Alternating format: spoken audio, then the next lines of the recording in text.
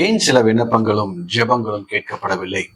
அநேகர்களுக்கு இது ஒரு கேள்வியா இருக்கும். நான் ரொம்ப நாளா ஜெபிச்சுட்டு இருக்கேன், ரொம்ப நாளா நான் விண்ணப்பம் பண்றேன், எனக்கு இது ஆன்சரே கிடைக்க மாட்டேங்குது. அதுக்கு அதுக்கு நான் சோர்ந்து போயிடுறேன். நம்ம பண்ற ஜெபம் வேஸ்டா போகுதுன்னு நம்ம நினைக்கிறோம். பைபிள்ல ஒரு வசனத்தை நம்ம எடுத்து இன்னைக்கு தியானிக்க போறோம். ஏன் எதனால நமக்கு ஆன்சர் கிடைக்க மாட்டேங்குது? ஒய்? நம்ம தெளிவாக பார்க்கும்பொழுது அநேக நேரத்துல நம்மளுடைய ஜெபம் தேவனோட சித்தத்துக்கு நேராக இருக்குதான் நம்ம முதலாவது நம்ம பார்க்க வேண்டும்.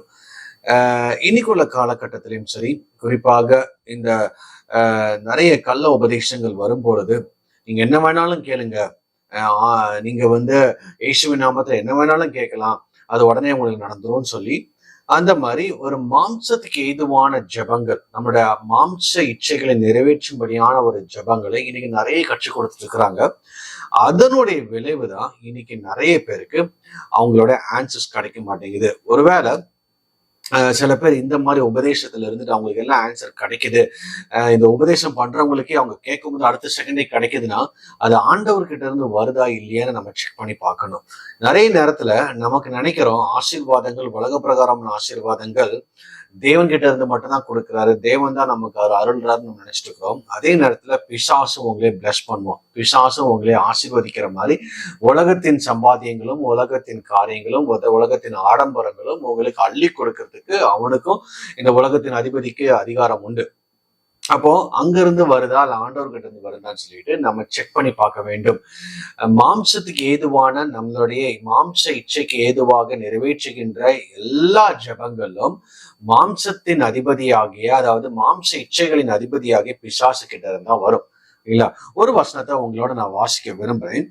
யாக்கோபு 4ஆம் அதிகாரம் 3வது வசனம்.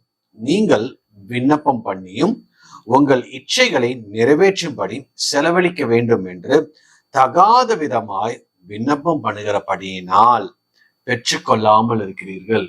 எதனால நம்ம பெற்றுக்கொள்ள மாட்டேங்கிறோம்? இது நம்பர் 1 ரீசன்.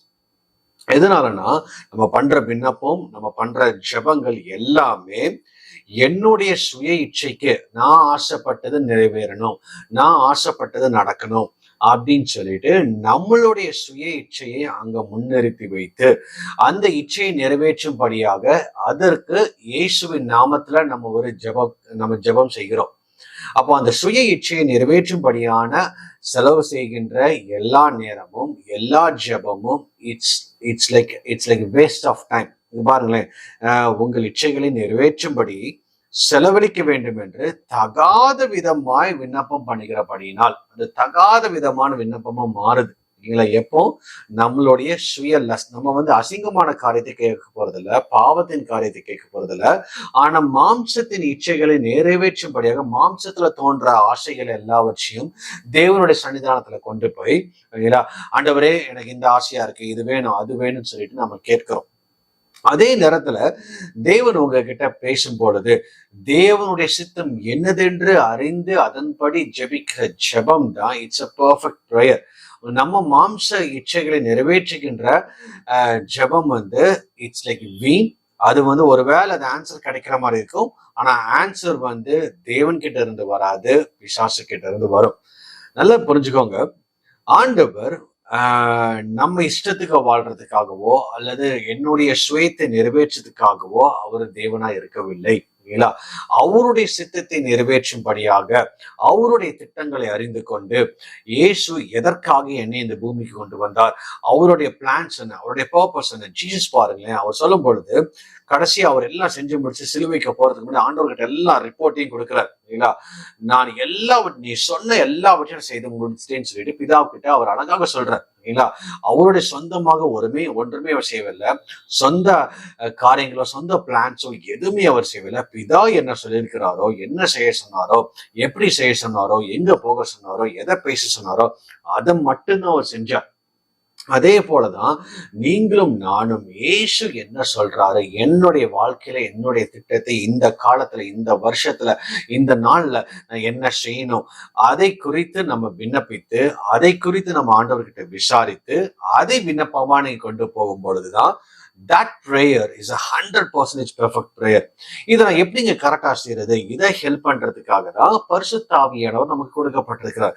பாருங்க, பரிசுத்த ஆவியானவர் நமக்கு, அதாவது என்னுடைய இருதயத்துல என்ன அறிந்திருக்குதுங்கள, தேவனுடைய சித்தத்தின்படி நமக்காக வேண்டுதல் செய்வார். இல்ல, அவருக்கு பரிசுத்த ஆவியானவருக்கு பர்ஃபெக்ட் வில்னா என்ன நல்லாவே தெரியும், நமக்கு தெரியாது. இல்ல, ஆண்டோட சித்தம் என்னன்னு ஒரே ஒருத்தருக்கு, நம்மளோட இருக்கிற, நமக்குள்ள இருக்கிற பரிசுத்த ஆவியானவருக்கு மட்டும்தான் நம்மளை விட அவருக்கு 100% தெரியும்.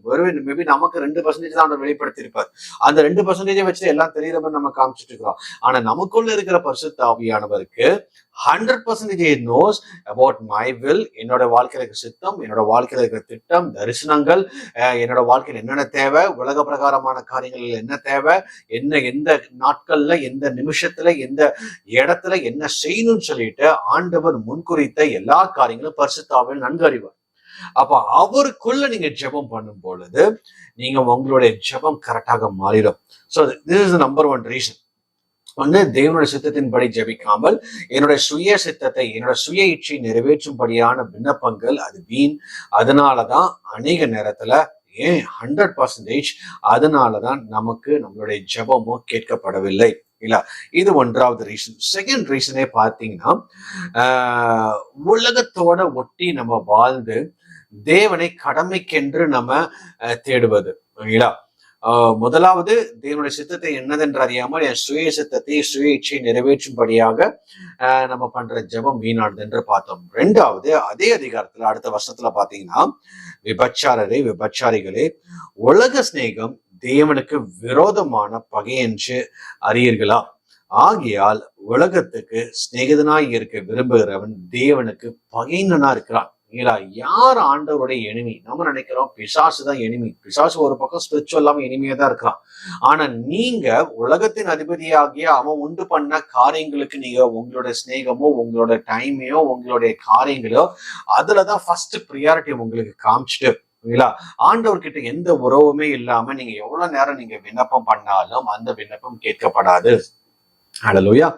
அப்போ முதலாவது, நம்ம மாம்சத்தின் இச்சைப்படி நிறைவேற்றுகின்ற ஜெபமும் வீண். ரெண்டாவது, நான் உலகத்துல ஒட்டிக்கிட்டு இருக்கிறேன், உலகத்தின் காரியங்களுக்குள்ளாக தான் நான் மேக்சிமம் இருக்கிறேன்.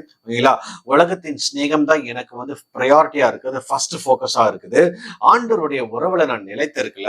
ஆண்டவருடைய உறவுல இல்லாம நீங்க பண்ற ஜெபம், அந்த ஒரு கனெக்ஷன் இல்லாம, பாருங்களேன், உங்க வீட்டுல ஒரு லைட்டோ ஃபேனோ ஓடணும்னா அதுக்கு ஒரு ஒயர் சப்ளை வேணும், அதுலதான் கரண்ட் பாஸ் ஆகும். அப்போ நீங்க ஒயர் சப்ளை இல்லாம என்னதான் நீங்க சுவிட்ச் ஆன் பண்ணி ஆஃப் பண்ணி பார்த்தாலும் அந்த இடத்துல ஃபேன் ஓட போறது இல்லை, அந்த கனெக்ஷன் ப்ராப்பரா இல்லாட்டி. அதே போலதான் நீங்களும் தேவனும், நீங்களும் இயேசுவும் கனெக்ட் ஆகாம, அந்த இடத்துல ப்ராப்பர் கனெக்ஷன் இல்லாம, ரிலேஷன்ஷிப் இல்லாம நீங்க எவ்வளவு நேரம் சுவிட்ச் தட்டிட்டே இருந்தாலும் இட்ஸ் ஆஃப் நோ யூஸ். அந்த இடத்துல எந்த ஒரு பதிலும் நீங்க எதிர்பார்க்க முடியாது. அப்ப ஆண்டவர் எதிர்பார்க்கறது, ஆண்டவருக்குள்ள வந்த பிள்ளைகள் என்ன செய்யணும்னா, முதலாவது அவருக்குள்ளான அந்த உறவு, அவருக்குள்ளான ஒரு சிநேகம், உலகத்தின் சிநேகத்தை விட்டு தேவனுக்குள்ளான உள்ள சிநேகத்தை அவங்க பற்றி கொள்ள வேண்டும். அந்த தேவனுக்குள்ளாக இருக்கிற அந்த சிநேகம் தான் அவங்க பண்ற ஜெபம், அவங்க பண்ற வேண்டுதல்கள், அவங்க பண்ற ஊழியங்கள், அவங்க பண்ற காரியங்கள் எல்லாவற்றையும் ஆண்டவர் வாய்க்க செய்வார்.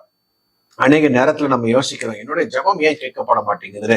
இந்த ரெண்டே ரீசன் தான். ஒண்ணு உங்களோட சுய இச்சத்தின்படி நீங்க ஜெபிக்கிறீங்க, தேவனுடைய சித்தத்தின்படி இல்லாமல்.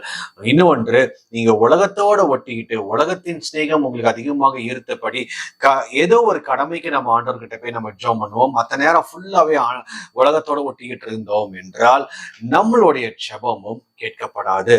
ஏன்னா ஆண்டவர் அதுக்கு பகைஞனா இருக்கிறார். நீங்க உலகத்தோட ஒட்டிட்டு நீங்க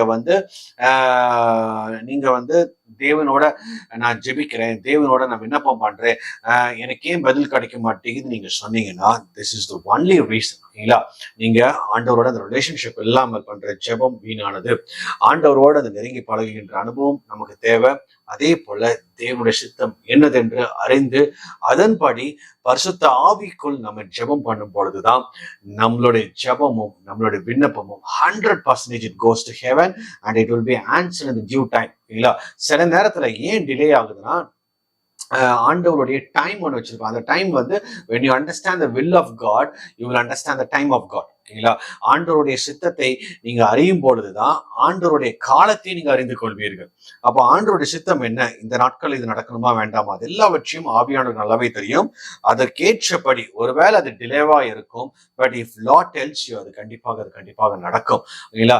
அப்ப ஆண்டவர் சொல்லும் பொழுது அதோட டைம், ஓகேங்களா, அதோட பர்பஸ், அந்த வில், அதே போல யுவர் கனெக்ஷன் வித் காட், இந்த இந்த ரெண்டு காரியங்கள் தான் ஆண்டவரோட அந்த ஜெபம், நம்ம பண்ற விண்ணப்பம் எல்லாமே சரிப்பட்டு சீர்படுத்தி நடக்கும். கர்த்தர் தாமே இந்த வார்த்தைகளை உங்களை ஆசீர்வதிப்பாராக. God bless you. மீண்டும் அடுத்த வாரம் இன்னும் ஒரு சீரீஸ்ல உங்களை நான் சந்திக்கிறேன். God bless you.